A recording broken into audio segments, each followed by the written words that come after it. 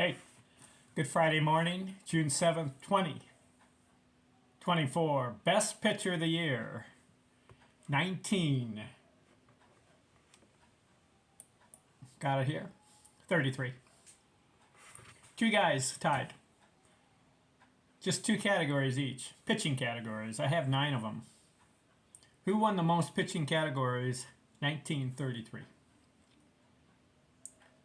Dizzy Dean, Carl Hubbell, tied 2 categories each. Dizzy Dean, most strikeouts, 199. Most complete games, 26. Carl Hubbell, most shutouts, 10. Ooh. And lowest ERA, 1.66 for the season. Woo. So I'm going to give it to both of them. Lefty Grove is pitching, but he only won one category. General Crowder, he won a certain year that I covered. In fact, which year did he win? General Crowder. Yeah, he won 1932 last year. That's what I was thinking about him. He only had one category. Lefty Grove, I mentioned. He won 3 times in a row. 1929, 30, and 31. But in 1933, just one category. 1933, I've got the two guys, Dizzy Dean and Carl Hubbell. Let's look at both of them. Look at their career. They're both in the Baseball Hall of Fame. Start off with Dizzy Dean. 12 years in the league, 150 wins, 83 losses, 3.02 ERA, career. 1,900 innings and 1,100 strikeouts. And he makes the Baseball Hall of Fame. Interesting. 1933, he goes 20 and 18. 3.04 ERA, 26 complete games, 293 innings. But he leads the league in strikeouts, 199. So he's a strikeout pitcher. 20 wins. Kyle Hubbell, let's look at him. Good career.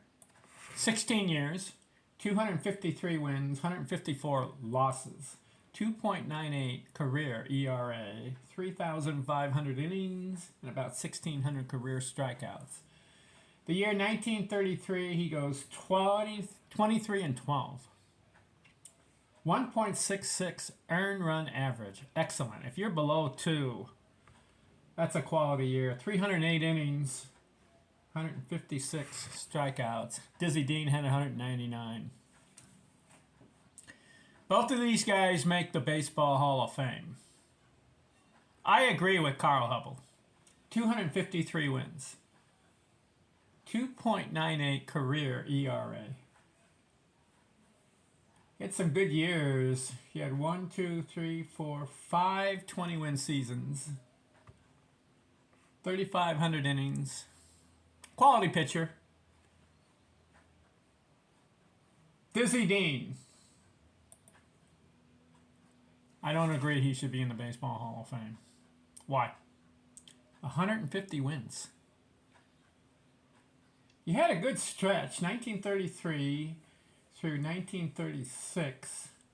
See, he wins 20 games, then he wins 30, 28, and 24. So 4 years in a row over 20 wins, and one of the years is 30 wins. But I've got to ask the question. How does Dizzy Dean, just 12 years in the league, make the Baseball Hall of Fame with 150 wins? What was it about Dizzy Dean? I think the writers fell in love with him and saw that 4-year period where he dominated. He was a character too. But I don't agree he should be in the Baseball Hall of Fame. Why? Why don't I agree? 150 wins. And you know what really irks me? Irk. I-R-K. You heard that word? There are guys in the Baseball Hall of Fame that have way more pitching victories than Dizzy Dean, and they're not in the Hall of Fame. Let me prove it to you. Roger Clemens, 354 wins. He has 204 more wins than Dizzy Dean. Yet Roger Clemens is not in the Baseball Hall of Fame. Now, why? Something to do with steroid era and supplemental performance enhancing drugs helping his output? I don't know the full story. I think Roger Clemens should be in the Baseball Hall of Fame. I'll give you another guy that's not in the Baseball Hall of Fame.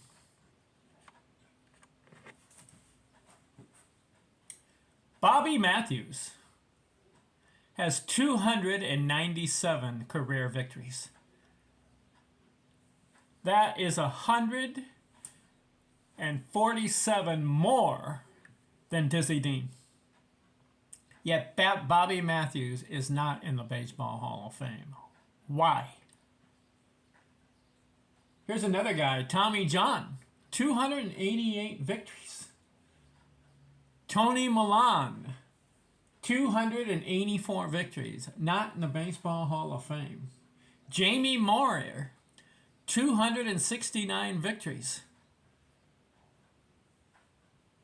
And Jim McCormick, 265 victories. These are just some of the guys that have way more victories than Dizzy Dean. Yet they are not in the Baseball Hall of Fame. Can you explain that to me? Now you're saying it's not just pitching victories, but it's earned run average? Well, Dizzy Dean, 3.02 career earned run average. All right, then you'll say, well, you got to have strikeouts. All right, Dizzy Dean, 1,100 career strikeouts. Let's go back to the guys I just mentioned. All right. You say you got to not only you got to factor in pitching wins, earned run average, career strikeouts. All right. Dizzy Dean, 3.02 earned run average. Roger Clemens, 3.12. So Dean beats him there. But Clemens has 4,672 career strikeouts. Dizzy Dean, 1,100.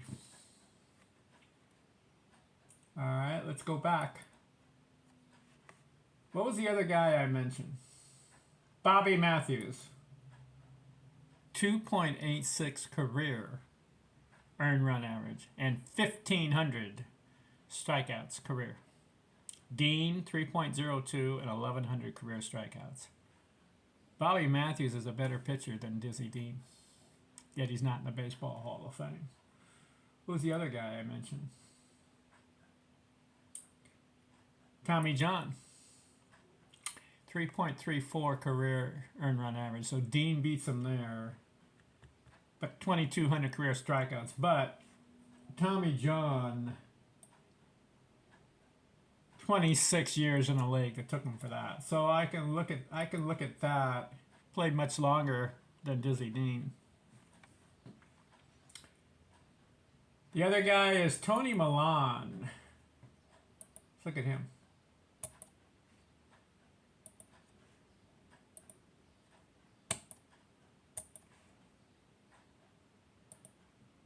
Tony Milan. Career ERA, 3.05. Dizzy Dean, 3.02. But Milan had 1,800 career strikeouts. Pitched 13 years. They pitched about the same. Dizzy Dean, 12 years. Milan, 13. But Milan, 284 victories. Dizzy Dean, 150. Same ERA, and roughly about the same. Well, 1,800 strikeouts for Milan, where Dizzy Dean 1,100. See my point here?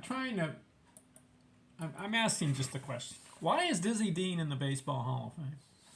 He only pitched 12 years and 150 career victories. He had that one 4-year stretch. Yeah, I agree. The baseball writers love them, and they vote him in. And they ignore the other guys who have way more pitching victories. Come on, you got to be fair. That's not fair. If I was Tony Milan, if I was Tommy John, if I was Bobby Matthews, I'd be screaming, why am I not in the Baseball Hall of Fame? All right, let's see. That covers 1933. We're giving it to Dizzy Dean and Carl Hubbell. 1934, who wins it? We'll talk to you later, and we'll find out in the next video. I'm out.